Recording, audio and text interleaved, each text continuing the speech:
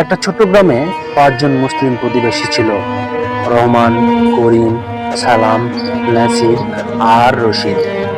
একদিন গ্রামের মসজিদের ইমাম সাহেব বললেন, মসজিদের পাশে কুয়াটা শুকিয়ে যাচ্ছে, সবাই যদি একটু একটু করে সাহায্য করে তাহলে আবার পানি ভরে যাবে। সবাই মাথা নেড়ে হ্যাঁ বলল, কিন্তু কেউ আলাদা করে দায়িত্ব নিল না। ইমাম সাহেব বললেন, কাল সকালে সবাই এক বালতি করে পানি এনে কুয়াতে ঢেলে দিও। সবাই রাজি হয়ে গেল, কিন্তু রহমান মনে মনে ভাবলো, আমি যদি শুধু খালি বালতি ঢেলে দেই কেউ তো বুঝবে না। করিম ভাবলো, আমি তো ব্যস্ত মানুষ, অন্যরা দিবে।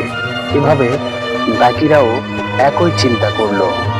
পরের দিন সকালে কুয়াতে পানি ঢালার সময় সবাই তাদের বালতি ঢেলে চলে গেল। ইমাম সাহেব এসে কুয়ায় তাকালেন, কিন্তু কুয়া ভরা তো দূরের কথা, পুরো কুয়ায় খালি।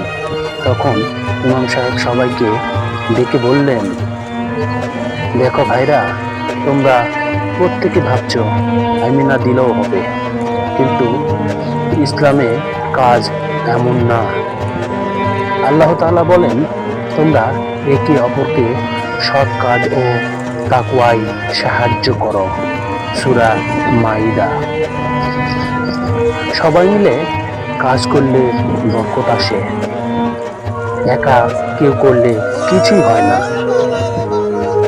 এই কথাটা শুনে সবাই খুব লজ্জা পেল। তারপর সবাই মিলে সত্যি সত্যি কুয়াতে পানি আনলো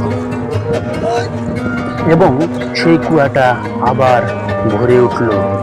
আর সেই দিন থেকে তারা প্রতিজ্ঞা করলো, কোনো ভালো কাজ আর একা নয়, একসাথে করব, ইনশাআল্লাহ।